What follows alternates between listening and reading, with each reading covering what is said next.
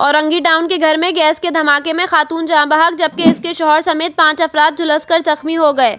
धमाके का वाकया औरंगी टाउन सेक्टर 11 मंसूर नगर में G10 रूट की बस के स्टॉप के करीब घर में पेश आया। गैस लाइन फटने से एक खातून और बच्चों समेत 6 अफराद जख्मी हुए थे, जिन्हें सिविल अस्पताल के बर्न्स वार्ड में मुंतकिल किया गया, जहां 20 साला नौरीन ज़ौजाए ज़ीशान इलाज के दौरान चल बसी। दीगर झुलसने वालों में सनिया दख्तर बशीर उम्र 15 साल, सुफियान बशीर उम्र 16 साल, 18 साला एहसन बशीर, ज़ीशान बशीर 25 साल और बशीर रमज़ान उम्र 45 साल शामिल हैं।